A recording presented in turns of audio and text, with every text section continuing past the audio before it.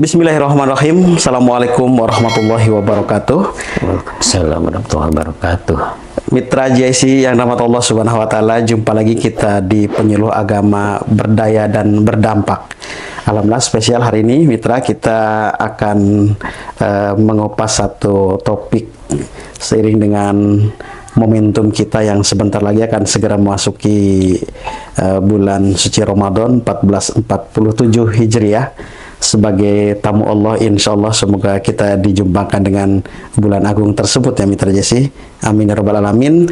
Nah untuk itu ada beberapa hal yang kiranya harus kita siapkan. Karena barangkali saja hari ini cenderung kita menyiapkan hal-hal yang sifatnya lebih ke fisik saja, gitu kan, menyiapkan apa yang menjadi menu berbuka, menu sahur, terus juga mungkin persiapan baju lebaran dan lain-lain.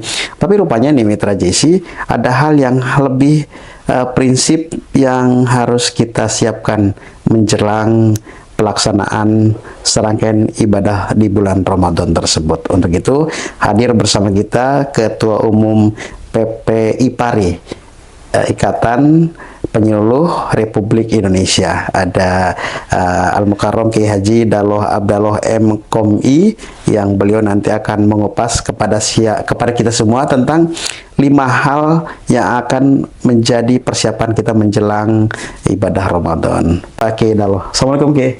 Waalaikumsalam warahmatullahi wabarakatuh. Alhamdulillah, hari lagi kita di channel JIC TV. Iya, alhamdulillah bisa kembali silaturahim kita di sini. Sudah cukup lama kita. Iya, sudah cukup lama dan kayaknya udah punya podcast sendiri kayaknya di Penyuluh. Sebenarnya sih kalau podcast itu kan ada bagian humas di Kanwil itu memang menyediakan. Cuman itu hanya momentum tertentu aja. Enggak rutin harian ya? Enggak harian gitu. Ya. Tapi banyak dimanfaatin lah ya untuk para penyuluh. Ya, alhamdulillah si penyuluh masih bisa diikut sertakan, ikut berpartisipasi. Bahkan Ramadan ini banyak penyuluh diminta untuk diisi di RRI, alhamdulillah ya, podcast Kanwil, dan bahkan PPIPARI itu kita menghimbau kepada seluruh provinsi itu untuk membuat podcast terkait dengan siar Ramadan ini.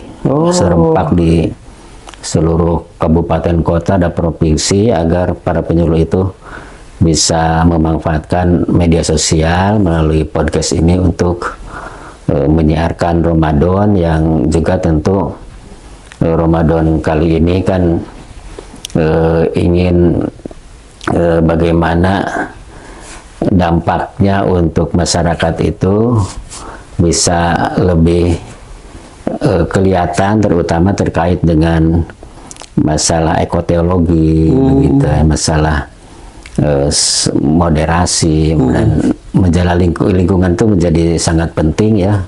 Jadi tema-tema yang dimunculkan pada sekarang ini gitu. Iya, jadi konsen penyuluh ya kayak ya. Iya. Moderasi juga termasuk salah satunya ya. Termasuk salah satunya. Iya. Oke, sebelum nanti ada 5 hal persiapan kita menjelang Ramadan. Biasanya ritual apa sebelum masuk Ramadan dan keluarga? Mungkin ini juga Mitra Jesi, ada waktu jeda sebelum masuk Ramadan. Biasanya hal apa lagi yang bisa dilakukan? Kan biasa kita memanfaatkan jumpa keluarga. Kalau kayak apa nih biasanya? Iya. Itu kan kita akan kedatangan tamu istimewa ya. Iya. Tamu agung, tamu yang mulia, tamu yang telah menyuguhkan berbagai macam fasilitas-fasilitas yang bisa mengantarkan seseorang itu menjadi ahli sorga. Itu kan luar biasa gitu ya. Makanya umat Islam itu kan di seluruh pelosok itu ada satu budaya munggahan ya, betul. Budaya untuk berziarah ke karun-karun keluarga, orang tua, dan itu memang itu ada hubungannya dengan tema kita kali ini sebenarnya. Betul. Itu bagaimana kalau para sahabat itu kan dari 6 bulan sebelumnya itu udah mempersiapkan untuk menyambut kehadiran Ramadan kan. Terus ada doa-doa yang sering dibacakan oleh umat Islam itu kan Allahumma barik lana fi rojaba wa saban wa balikna Ramadan, itu 3 bulan sebelumnya. Itu pun itu juga mengingatkan kita bahwa memang bukan sekedar kita ini melafalkan doa itu di lisan saja, tapi justru mengingatkan supaya umat Islam itu menyiapkan diri gitu ya untuk menyambut Ramadan, di mana Rajab itu kan kalau boleh dikatakan oleh para ulama itu kan sebagai saatnya untuk menanam lah ya. Kalau kita berladang menanam pohonnya, menanam bijinya gitu ya, menanam bibitnya. Nah, Saban ini sebagai momentum untuk menyiram, memelihara ya. Ya, kemudian Ramadan itu untuk memetik hasilnya, sehingga sering disampaikan kalau bulan Saban itu bulan pemanasan, bulan persiapan, pelatihan lah kalau kita pertandingan besar di bulan Ramadan. Pertandingan ya kita perlu latihan dulu begitu sebelum bertanding yang sebenarnya. Betul begitu. Betul, agar pas pertandingannya gitu. Karena Ramadan itu kan ajang untuk berperang kan, berjihad. Betul. Ya, berjihad melawan hawa nafsu kita kan, makanya kita perlu dari sekarang itu melatih diri, terutama yang pertama itu yang disebut persiapan ruhiyah itu. Jadi persiapan ruhiyah itu bagaimana kita untuk dari mulai sekarang ini bulan Saban membersihkan hati kita, membersihkan jiwa kita, membersihkan sampah-sampah yang bersarang di hati kita itu ya kita bersihkan sekarang gitu ya, sehingga sampah-sampah yang bersarang di hati itu kan banyaknya sifat-sifat yang tidak terpuji. Misal kalau kata Ibnu Mas'ud itu kan ada yang namanya dengki, hasud, ada amarah, dendam, sombong, kemudian tamak gitu ya, sehingga disebut umusayiat itu gitu ya. Nah, ini yang harus kita bersihkan dulu, sehingga kenapa sebelum puasa itu kita dianjurkan untuk saling memaafkan satu sama lain, antara hakul adami itu gitu ya. Kenapa? Anak dengan orang tua dengan anak, suami dengan istri dengan suami, atasan dengan bawahan, tetangga dengan tetangga. Itu kita udah saling mengikhlas, itu ruhiyah, saling membersihkan ya, unek-unek, membersihkan di sengketa yang ada dalam hati itu harus diselesaikan sebelum puasa. Kenapa? Karena Allah tidak akan menerima ibadah puasa seorang yang hatinya masih bersengketa gitu ya. Jadi apa yang dilakukan selama ini kita berkumpul dengan keluarga menjadikan momentum untuk memaafkan, saling memaafkan. Karena itu bagian dari persiapan ruhiyah kayak tadi ya. Persiapan ruhiyah itu termasuk persiapan ruhiyah ya. Nah, ada kan makanya kenapa kan ada seling dalil yang disebutkan kamin soimin laisalo bin syamil jual atau sebetulnya banyak orang yang berpuasa tapi tidak mendapatkan nilai apapun dari puasa, kecuali lapar dan haus. Itu yang tadi itu hatinya itu, ruhnya itu belum selesai persoalan hatinya dengan sesama. Kalau dengan Allah itu kan Allah kan berjaga gufirallahu ma taqaddama min dambi. Allah akan mengampuni dosa-dosa orang yang berpuasa, orang yang beribadah di bulan Ramadan siangnya malamnya. Tapi kalau udah urusan hakul adami kan Allah nanti dulu itu diselesaikan dulu dengan sesamanya ya. Sesama, makanya saatnya kita banyak istighfar, bertobat tuh sekarang itu sebelum kita memasuki bulan yang agung yang mulia itu. Makanya ini penting ruhiyah itu. Betul. Ini terjadi sini catatan pertama, persiapan yang harus kita miliki menjelang Ramadan, karena beberapa saat lagi kita memasuknya adalah ruhiyah, dan sudah tepat ketika kita sudah terbiasa datang kepada anggota keluarga. Itu bukan hanya momentum untuk makan-makan sesungguhnya, tapi gimana kita jadikan untuk saling maaf-maafan di antaranya ya. Karena saat mungkin saja kayak sebelum-sebelumnya kita mungkin komunikasi jarang, atau mungkin karena kita keliru ketika WhatsApp dan Iya, lain-lain. Nah, betul. saat ini kita untuk membersihkan. Iya, Gitu makanya kan di grup-grup itu udah mulai keluar pantun-pantun untuk Iya, betul. Mengingatkan ya. mengingatkan, menyambut Ramadan dengan saling memaafkan. Itu sebenarnya budaya yang tradisi yang sangat bagus Oke. gitu ya. Baik, Kiai. Selain pertama ruhiyah, kita masih punya 4 nih. Kedua Iya. apa nih? Yang kedua, Yang kedua ilmiah. ilmiah. Ya, kenapa ilmiah? Karena kan siapa saja orang yang beramal tidak pakai ilmu kan, bahwa marudatun gitu ya. Ditolak kan ibadahnya itu, tidak diterima ibadahnya. Makanya ibadah itu harus pakai ilmu. Pakai ilmu ya. Jadi salah satunya itu ya kalau kita berkaitan dengan puasa ya ilmu tentang puasa harus disiapkan. Ya misal tentang rukun puasanya. Nah, kan kadang ada orang yang ngerti rukun puasa itu apa. Akhirnya tidak perhatikan bahwa rukun itu kan kalau salah satu aja unsur rukun itu ditinggalkan, tidak terpenuhi, itu gak sah ibadah apapun juga, termasuk puasa. Iya, betul, betul. Ya, misalnya niat kan, kemudian menahan diri dari hal yang dapat membatalkan puasa ya, minal masyi ilal maghrib. Ya, itu harus dipahami. Apa aja yang membatalkan puasa? Membatalkan aja kan ada yang membatalkan secara fikih, gitu. Ada yang membatalkan juga secara manawinya. Artinya kalau yang membatalkan secara fikih itu kan dohir gitu, makan, minum, hubungan seks suami istri batal. Tapi ada juga yang tidak memperhatikan, ternyata ada juga yang membatalkan, merusak nilai-nilai ibadah. Ini penting kan begitu. Ya. Makanya ilmu tentang bab-bab puasa itu dari sekarang sudah mulai dikaji, bertanya, baca buku dan sebagainya. Dan amalan-amalan sunnahnya juga harus termasuk juga amalan-amalan yang harus dikerjakan di bulan Ramadan itu apa saja. Kenapa? Karena sunnah yang dilaksanakan Ramadan itu sama dengan fardu di luar Ramadan.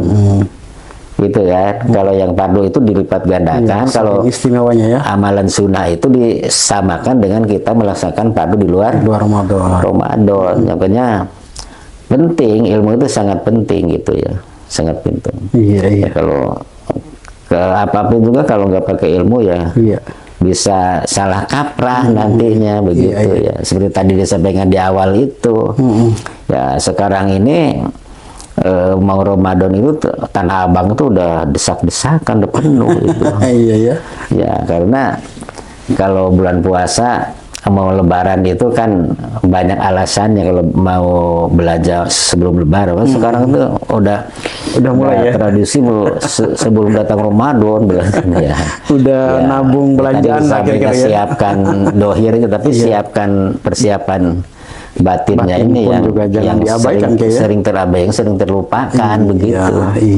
Iya. Oke, makanya ngikutin kajian-kajian seperti ini penting gitu. Iya, betul kayak ini. Tadi yang kedua adalah ilmiah. Ilmiah. Gimana ilmu harus kita punyai agar tidak hanya mendapatkan haus dan lapar semata ya. Kalau tadi apalah yang menjadi rukun puasa, amalan-amalan di puasa, amalan-amalan sunnahnya juga harus kita pahami apa aja yang di sana ya. Iya kan, wakuluman biguri ilmi ya'malan amalu marudatu latuk balu. Siapa orang yang beramal tanpa ilmu itu mardud latuk balu, ditolak, diterima. Makanya penting. Itu yang kedua. Yang kedua. Sudah 2 nih. Ini terjadi pertama tadi ruhiyah, yang kedua ilmiah. Semoga bisa kita tangkap nih. Kita ketiga nih Kay. Iya. Apa nih yang ketiga? Yang ketiga maliyah. Iya. Harta Kay. Jadi persiapan harta ini penting. Bahkan banyak para sahabat-sahabat Nabi itu menabung untuk memasuki puasa itu, sehingga bulan puasa itu fokus untuk ibadah. Jadi menabung di luar Ramadan, dan menyiapkannya untuk nanti dibelanjakan di bulan puasa. Iya. Bahkan saya ini terinspirasi dari seorang pekerja keras, tukang beca lah, mohon maaf ya. Negara keras beca itu kan ngegayuh gitu. Iya, tenaga banget ya. Dan saya itu punya langganan. Kalau ke pasar belanjaan banyak tuh pakai si Mamang ini gitu. Iya. Pas puasa nggak ada, secari nggak ada. Kemana? Suatu waktu ketemu, mah nggak narik beca, nggak Pak Ustadz. Saya ini kalau bulan puasa sebulan saya fokus untuk ibadah. Masya Allah. Jadi begini, saya menginspirasi juga ya. Saya itu katanya Pak Ustadz setiap hari nabung. Ada 5.000, 10.000 dari hasil ngebeca itu. Khusus nabung untuk bulan puasa supaya pas bulan puasa tidak narik. Karena narik di Jakarta tahu sendiri kan panas kan. Capek, haus ya kayak. Haus. Ya saya bilang ini menginspirasi banget. Allah, Dan jadi ya itu nabung setiap hari ya. Ada 5.000, ada 10.000. Masya Ada 15.000 setiap hari nabung. Dan nabung itu diperuntukkan untuk bekal bulan puasa. Biar bulan puasa itu nggak narik beca kan, capek gitu ya. Jadi fokus ibadah. Sangat cukup dari yang sudah terkumpul kayak ya. Ya itu jarang yang begitu. Iya. Yang nabung bekal khusus untuk puasa. Ditambah lagi kalau memang puasa itu memang kan sangat dianjurkan untuk banyak berbagi ya. Karena kan disebut juga seharus sodako. Iya. Jadi Abdul Sodako pisah Ramadan kata Nabi. Jadi seutama-utama sedekah itu kan di bulan puasa. Makanya persiapan maliyah itu penting. Ya, artinya kita menyiapkan bukan hanya sekedar untuk buka, untuk sahur. Karena kadang-kadang begini ya, karena udah kebiasaan ya, dan udah kebiasaan. Harusnya puasa itu lebih irit. Karena makan cuma 2 kali. Iya. Sahur dan berbuka. Ini kenyataannya puasa itu lebih boros. Berlipat kayak ya. Karena segala macam dibeli. Iya. Ya. Segala macam dibeli. Mau buka itu apa aja ditumpukin dibeli gitu. Kalau udah adan mah mereka bisa dimakan. Udah ya. Iya. Jadi justru bulan puasa itu malah kebutuhan konsumsi itu malah meningkat. Harusnya itu lebih irit kan gitu ya. Artinya bukan mengumpulkan yang banyak di luar Ramadan, bukan untuk itu sebagai, karena kita ingat Ramadan itu bulannya berbagi, yang tadi Kiai sampaikan itu ada sedekah, ada infak, ada zakat mungkin kayak ya. Ada zakat, mahal zakat fitrah, bahkan itu lebih bagus lah, lebih utama lah kalau kita mengeluarkan infak sedekah itu di bulan puasa. Artinya harus memang kita ini mempersiapkan. Jadi mempersiapkan puasa itu nanti yang biasanya ke masjid aja semasa Jumat sekali bawa infak. Kalau sekarang kan tiap malam ke masjidnya taraweh. Taraweh itu gak usah tangan kosong. Iya. Mumpung bulan Ramadan begitu. Jadi makanya ada persiapan maliyah, persiapan harta begitu ya, selain untuk bekal pribadi, keluarga. Dan kalau kita punya orang tua juga, masa sih kita orang tua di kampung tidak kasih kita, taruhlah misalnya kalau sebelum puasa uang munggahan. Kalau nanti mau lebaran itu uang ketupat istilahnya untuk orang tua, dan ini harus sudah dipersiapkan oleh kita gitu.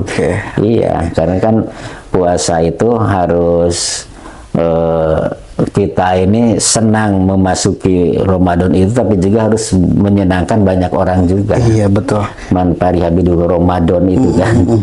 Iya. Dan kalau kita lihat kesadaran kaum muslimin, terutama kita di Jakarta ya, kita lihat di masjid-masjid, kesadaran mereka untuk berbagi dan menyediakan bukaan untuk yang berpuasa cukup meningkat. Iya. Artinya mereka menyadari bahwa berbagi juga ada pahala yang lebih. Ya? Oh iya, itulah makanya. Apalagi sekarang kan bukan hanya bulan puasa ya, bahkan ada momentum namanya Jumat Berkah. Itu sudah mulai ya, di setiap masjid ada itu. Bahkan ada yang orang tukang jual mie, tukang jual es, ada berkah Jumat beli 1 dapat 2 gitu ya. Saya kira ini masjid-masjid sekarang banyak yang bagus itu ya. Nah, dan Ramadan itu memang betul. Ya, di setiap tempat masjid musola kadang ada yang di jalan-jalan itu berbagi untuk takjil ya, itu alhamdulillah itu yang harus kita galakan terus, ya harus kita semarakan begitu ya. Memang bulan puasa itu bulannya berbagi gitu, itu sangat sangat bagus. Dan memang orang itu kan nilai pahalanya aja kan gitu khusus ya. Khusus ya. Iya, khusus kan kalau orang ngasih berbuka kepada yang berpuasa, itu kan dia akan mendapatkan pahala seperti Senilai dengan yang berpuasa. senilai yang berpuasa tanpa mengurangi orang itu. Kan luar biasa itu. Masya Allah ya. Makanya dulu waktu kita masih jadi santri itu kiai itu nyiapin kolak untuk santri itu sedikit-sedikit itu ya, suruh batal doang kan.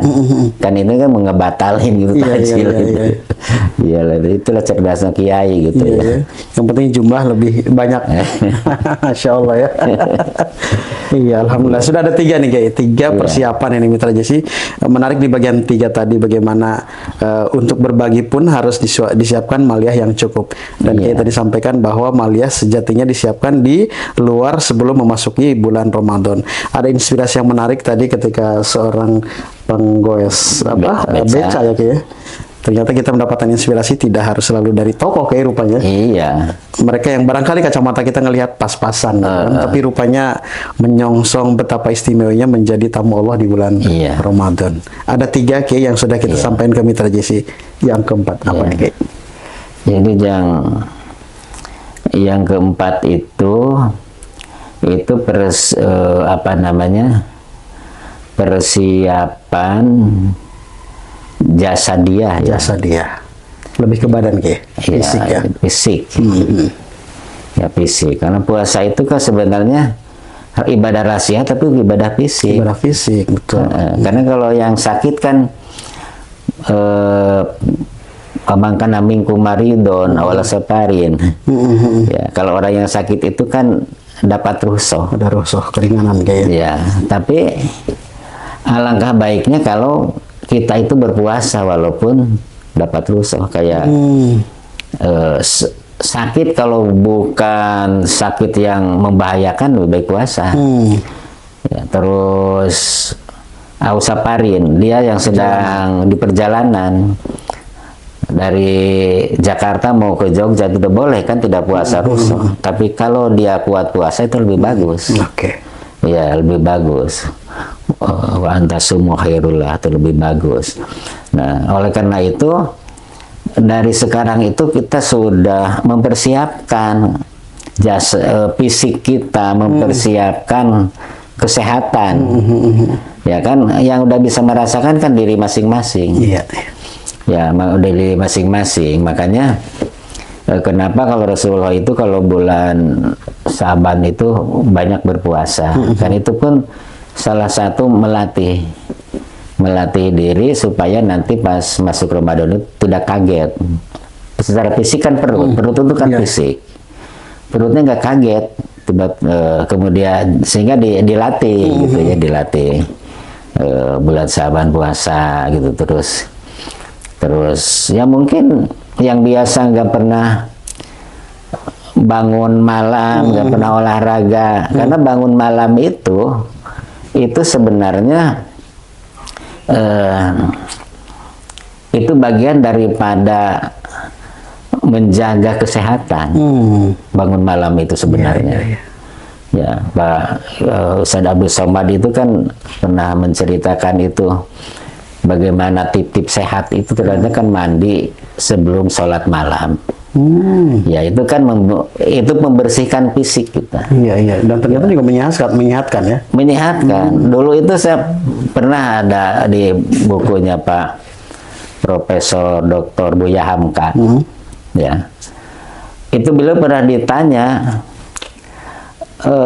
kenapa kok Pak Kiai itu walaupun udah sepuh, udah usia udah 80-an gitu ya, tapi masih kelihatan segar gitu ya. Akhirnya beliau menjawab, gampang katanya. Pokoknya sebelum waktu subuh itu, sebelum jam 4 atau mungkin jam 3 atau jam 2, mandi. Mandi ya. Dan mandinya itu mandi air dingin, bukan air hangat. Mandi air dingin. Iya.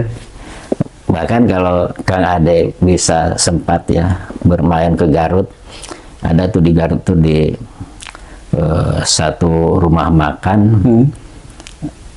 yang di situ itu dia punya pemandian kayak pemandian keramat gitu. Cuman saya belum ini sih, cuman waktu itu ngobrol katanya Pak Haji kalau sempat subuh-subuh mandi di sini, segala macam penyakit akan hilang katanya.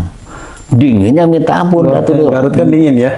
Baru megang aja udah kayak megang batu es. Suruh mandi gitu ya. Nah si Pak Haji itu malah suruh mandi, tapi saya belum sempat nih. Tapi pengen juga nyobain. Coba mandi di sini, bakalan seger dah katanya. Iya. Gitu. Jadi dia meyakini gitu kalau air yang ada di pancuran dia itu air yang dapat menyembuhkan penyakit katanya gitu. Dan ternyata secara waktu juga betul ya. Ternyata waktu jam-jam iya. segitu. Ternyata benar gitu ya. Kalau mandi itu yang tidak bagus itu mandi yang habis maghrib, sebelum jam 12 lah itu yang bagus. Tapi kalau di atas jam 12 sampai sebelum subuh itu menyehatkan. Ya, jadi persiapan jasadiah itu ya seperti selain kita mungkin sudah mulai mengatur makanan segala macam begitu ya, menyiapkan obat. Ya kalau biasa punya penyakit mahal, siapkan obatnya gitu kan. Ya, jadi jangan nggak puasa karena punya penyakit mah begitu ya. Jadi penting nggak bisa puasa. Menyiapkan pola hidup, pola makan gitu kan. Untuk kita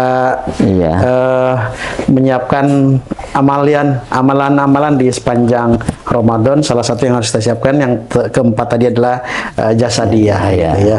Biar kita sehat, bagaimana caranya hari ini agar kita bisa menikmati sempurna di sepanjang Ramadan melaksanakan seluruh amalia, karena juga tadi dikategorikan sebagai ibadah fisik juga ya. Sudah 4 Kiai, yang terakhir yang kelima ini. Yang terakhir itu persiapan amalia. Ya, jadi persiapan amalia itu kita harus menyiapkan Ramadan yang agung ini mau diapakan. Gitu. Jadi kita sudah harus punya planning, punya rencana, punya program untuk mengisi 1 bulan itu. 1 bulan itu. Jadi bukan hanya yang sifatnya rutinitas. Taraweh, puasa itu kan banyak yang kesannya itu kalau puasa itu taraweh dengan puasa. Iya kan? Taraweh puasa. Padahal taraweh juga diartikan rasa wareh. Awalnya semangat, pertengahannya udah mulai loyo, pada akhirnya bubar. Udah nggak ada lagi yang ke masjid. Ya, padahal itu kan sholat malam, ibadah malam Ramadan dengan puasa itu satu paket sebenarnya. Jadi Ramadan itu ada ibadah siang hari, ada ibadah malam hari. Kan ada man soma Ramadana imanan wahtisaban gupirolahu mata kodama min dambi. Berarti itu ibadah siang hari, puasa. Ada man koma Ramadana imanan wahtisaban gupirolahu mata kodama min dambi. Itu cuman beda itu doang. Ada soma koma. Koma itu artinya ibadah di malam Ramadan. Termasuk salah satunya taraweh. Dan mungkin di dalamnya banyak ibadah-ibadah yang bisa dilakukan di malam hari. Dan termasuk tadarus segala macam ya. Karena kalau yang kerja yang repot siangnya kan nggak sempat, kan bisa juga dikencengin di malam hari. Kencengin di malam hari, sehingga di malam Ramadan itu tidurnya agak sedikit gitu ya. Ya, tidurnya agak sedikit. Amalia Ramadan itu seperti tadi itu memaksimalkan yang wajib, yang fardu. Amalia fardu ya. Puasa bukannya sekedar puasa menahan lapar dan haus gitu ya. Dan juga memaksimalkan juga yang sunnah-sunnah itu. ibadah-ibadah sunnah di bulan Ramadan itu. Makanya Ramadan itu ada yang menyebut sebagai Syahrus Syam ya, bulannya untuk bulan puasa. Kan memang puasa wajib itu hanya ada di bulan Ramadan, selain puasa yang nazar, bayar kifarat gitu ya. Itu hanya Ramadan, tidak ada di bulan yang lain. Puasa wajib hanya di bulan Ramadan. Ya, makanya jangan sampai kesempatan ini disia-siakan. Disebutkan Syahrul Quran kan, karena Ramadan itu diturunkannya Al-Quran, bahkan ada Lailatul Qadar segala macam begitu ya. Ya, dan itu malam semua, Lailatul Qadar juga malam, ibadah malam. Iya, ibadah malam ya. Jadi tidak ada keterangan Lailatul Qadar itu habis duhur gitu, bisa asar. Jadi keterangannya itu di seperti 10 malam 10 hari terakhir. Jadi nunggu Lailatul Qadar itu namanya Lailatul Qadar malam kan. Ya, itu juga sama harus dimaksimalkan begitu ya. Jadi bagaimana di Syahrul Quran, Syahrul dakwah gitu ya. Nah, dakwah juga ditingkatkan. Sekarang udah sedikit agak mulai menurun siar dakwah di masjid-masjid itu. Ya, saya lihat Kenapa masalahnya kayak ini? banyak dari sejak habis COVID itu belum kembali normal seperti biasa. Iya ya. Jadi ada masjid yang hanya tarawih aja sama sekali tidak ada memanfaatkan untuk tausiah. Iya, ada yang dulu gitu ya. enggak yang tausiah, Iya, yang dakwah itu. Dulu saya pernah ngisi di salah satu masjid. Pas sekarang ketemu, Pak Ustaz sekarang mah nggak ada ceramah, cuma tarawih doang katanya. Masih ada dampak ya? Banyak, dan itu bukan 1-2 masjid. Oh iya. Ada yang tadinya tiap malam, cuman seminggu sekali. Ya, itu saya udah menemukan banyak masjid. Jadi bahkan siar dakwah itu mulai meluntur. Padahal Syahrul dakwah kan kesempatan gitu ya, kesempatan jamaah itu mau datang ke masjid kapan lagi. Gitu, apalagi tarawih itu kan semua jenis, semua umur ada di masjid semua. Betul. Itu hanya dimanfaatkan oleh masjid-masjid tertentu, mungkin masjid-masjid besar aja. Masjid-masjid perkampungan itu udah banyak yang bahkan hanya sholat taraweh aja selama 1 bulan itu. Belum kembali normal seperti sebelum COVID ya? Yang biasanya ada kajian-kajian. Yang ada kajian-kajian, alasannya banyak. Ada alasan kemalaman, ada alasan nggak ada biaya, ada banyak lah pokoknya. Ya, alasannya itu, padahal justru Ramadan harus kita jadikan sebagai Syahrul dakwah. Mumpung apa? Mumpung masyarakat itu kan tensi atau tingkat keimanannya itu sedang meningkat. Dan semangat ibadahnya juga meningkat. Sedang semangat. Jadi kita manfaatin untuk memberikan wawasan yang lebih banyak ya, mungkin Syahrul dakwah gitu ya. Kemudian tadi memaksimalkan amaliyah itu Syahrul sedekah tadi gitu ya. Jadi banyak itu momentum Ramadan ini untuk meningkatkan amaliyah kita. Jadi siapkan amaliyah itu program sekarang. Misalnya untuk tadarusnya itu misalnya udahlah saya target sehari 1 juz misalnya atau Bapak. Jadi ada target. Iya ya. Terus yang tahun kemarin itu tarawih nggak tamat, sekarang harus tamat misalnya. Yang kemarin itu sedekahnya semaunya, sekarang udah mulai di program. Pokoknya tidak ada hari tanpa sedekah misalnya. Jadi ini momentum Ramadannya harus dijadikan seperti itu gitu. Jadi persiapan amaliyah itu kita udah bikin agenda program. Iya, betul. Program. Jadi jangan asa sekeburunya, asa keburuna gitu. Jadi di program, kalau di program Ya walaupun saya pulang malam tetap tarawih sendiri karena udah ketinggalan di masjid kan. Karena udah program, jangan sampai saya tidak tarawih. Lolos sampai pagi ya. Jangan sampai saya tidak tarawih misalnya, dan seterusnya lah. Ya, itulah namanya persiapan amalia. Jadi persiapan program dari sekarang udah di program masjid udah banyak mulai memprogram ya. Iya. Udah, tapi bukan hanya masjid, tapi kita juga sebagai pribadi personal, pribadi muslim juga harus punya program juga, punya plan, dan program itu syukur-syukur kalau nyambung dengan masjid atau musola yang dekat rumah kita, kan lebih menghidupkan ya.